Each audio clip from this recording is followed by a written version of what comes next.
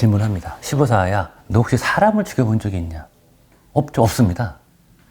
그럼 너 혹시 사람을 죽여보겠다고 생각해본 적은 있냐?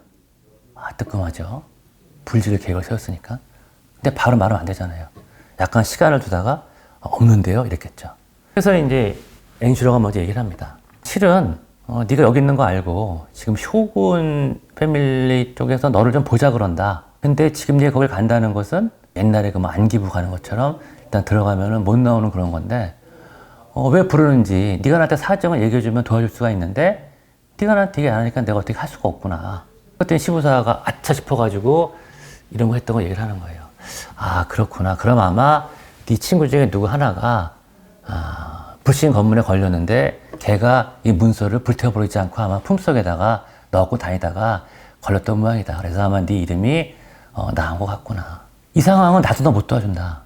다만 네가 살 수 있는 방법은 있다. 내가 모시고 있는 어르신 밑으로 돌아가게 되면은 그건 못 건드린다. 이 당시는 15대 쇼군 때가 아닙니다. 14대 쇼군 때예요. 도쿠가와 요시노부가 아니라 도쿠가와 이에모찌라는 사람이 쇼군하던 그 시절인데 이쪽 쇼군이지만 이 양반이 둘이 경쟁을 했다가 14대가 되고 15대는 잠깐 물러나 있었거든요. 여전히 파벌이 살아있었어요. 이쪽 파벌이. 쇼군 이쪽이지만. 그러니까 여기 함부로 못 건드려요. 그 다음에 히로카 엔시로는 나중에 쇼군이 되는 현재는 쇼군이 아닌 사람이 밑에 있었고 그러니까 이 사람이 밑에 들어가게 되면은 얘는 못 건드리니까 네가 한번 잘 생각을 해봐라. 그랬던 겁니다. 그러니까 시부사도 바로 답을 못하는 게 이때까지 젊은 시부사의 목적은 쇼군 타도 및 그 왕 이건데 쇼군이 될 수도 있는 그 사람 밑에 들어가라고?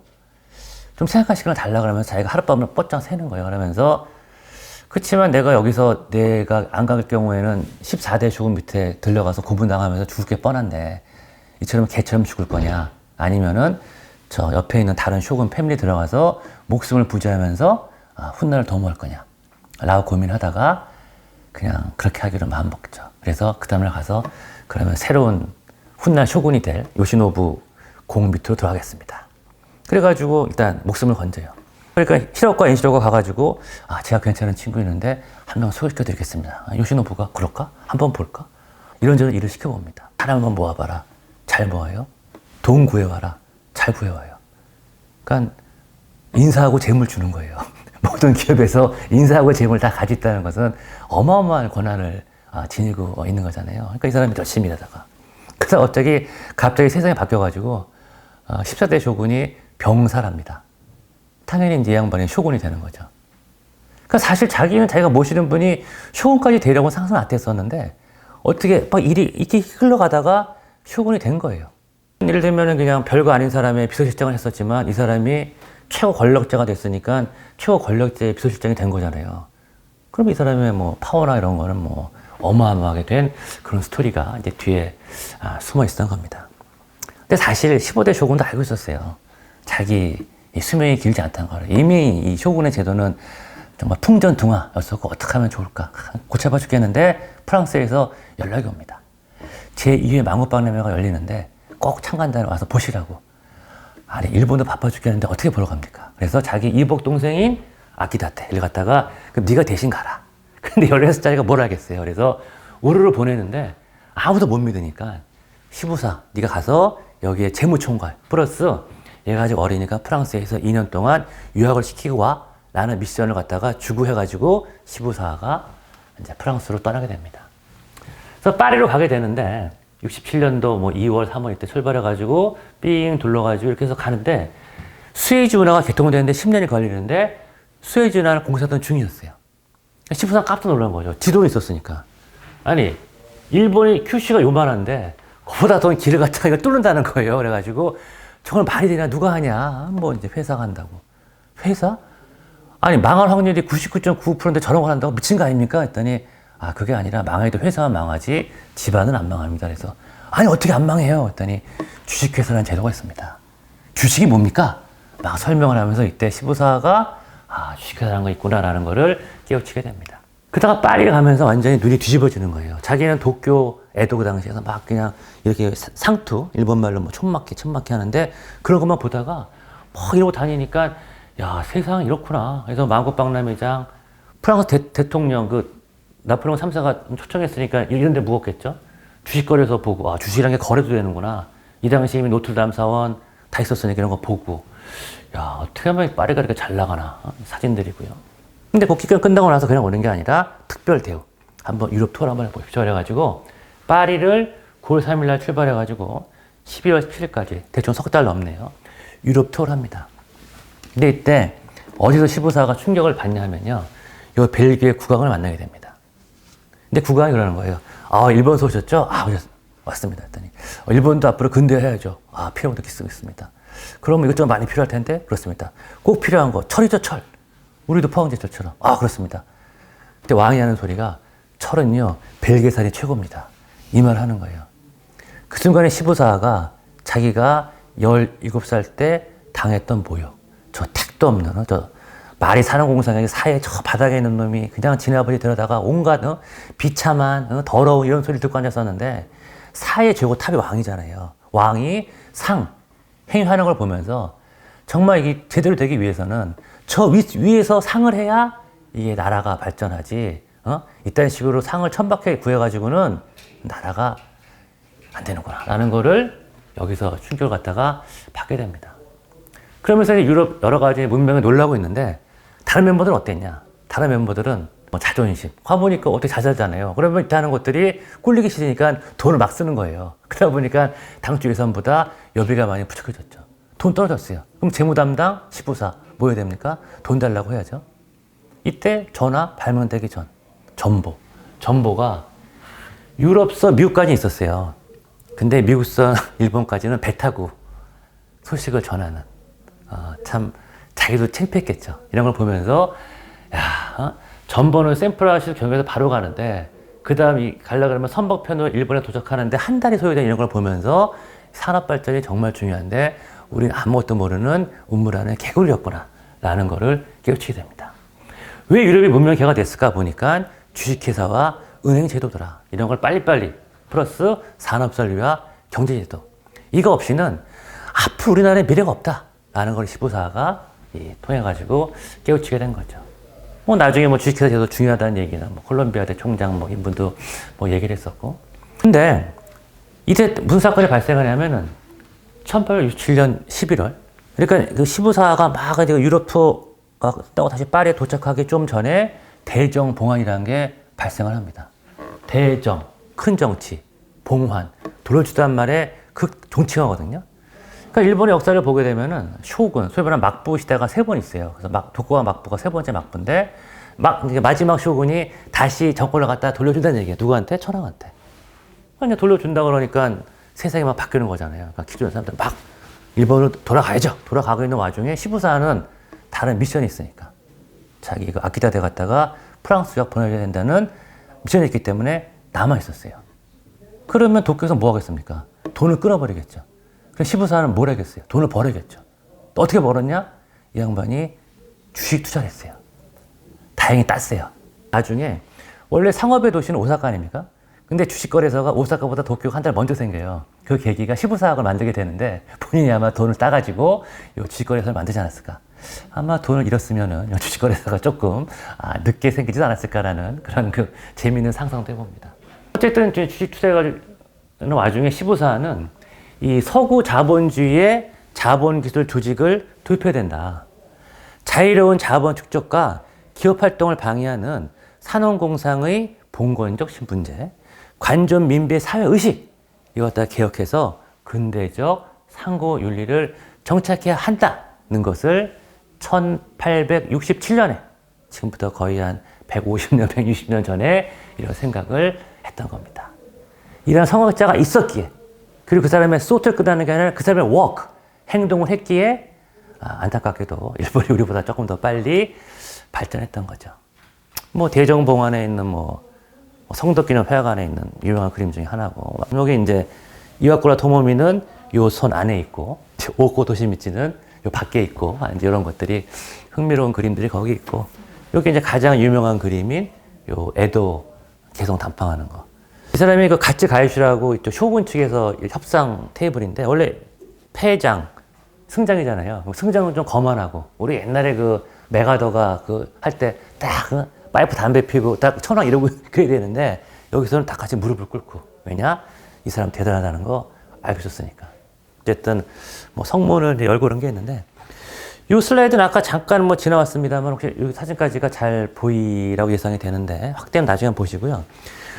메이지 유신 그러면은 이 사람을 꼭 알아야 된다라고 2018년 메이지 유신 150주년에 뭐 잡지 나왔던 거예요.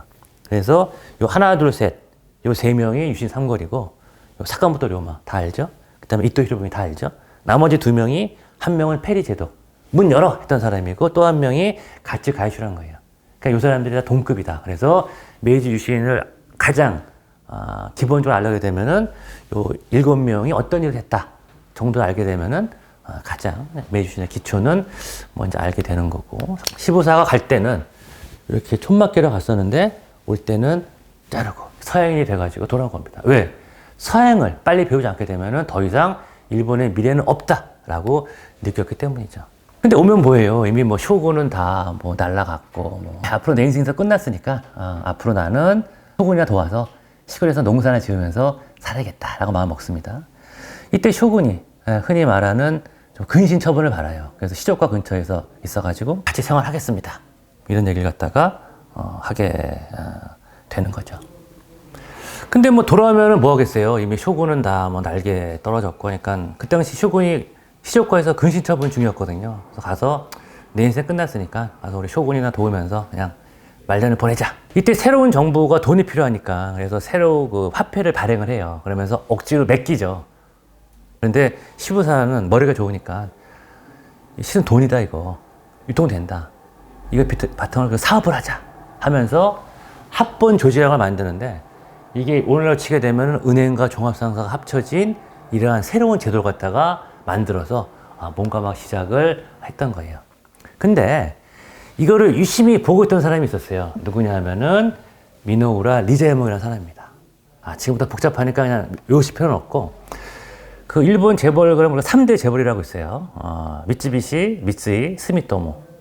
많은 사람이 같은 시기에 생겼다고 잘못 알고 있는데, 대충 스미토모는 지금부터 400년 전, 미쓰이는 350년 전, 그 다음에 미쯔비시는 150년 전입니다. 메이지 유신 때 스미토모 재벌과 미쓰이 재벌은 이미 있었어요. 미쯔비시는 그때 탄생해서 넘버원이 됐다는 정도는 알고 계셔야 됩니다.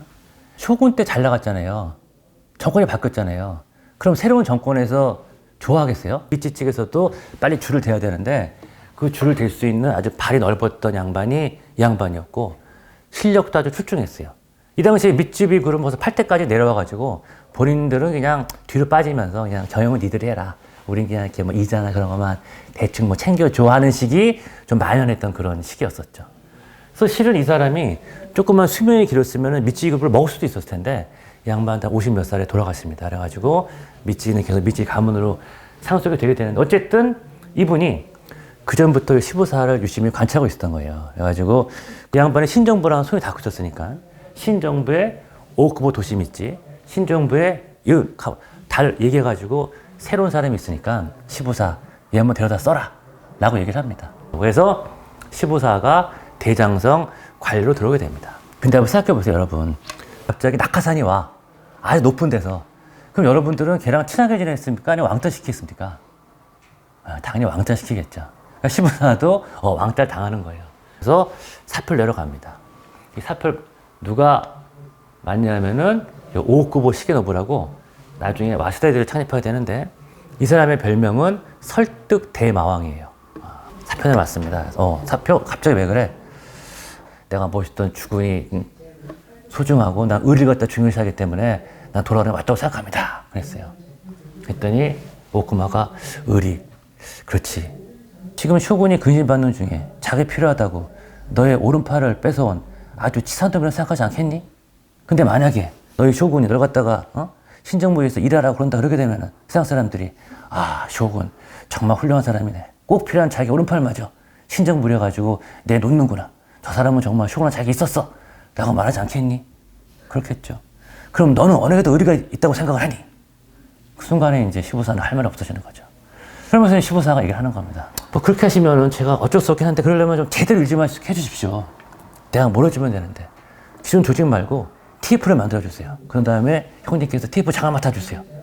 그럼 할 수 있겠어? 그럼 할 수 있습니다. 그래 해줄게. 이래가지고 이제 TF가 만들어집니다.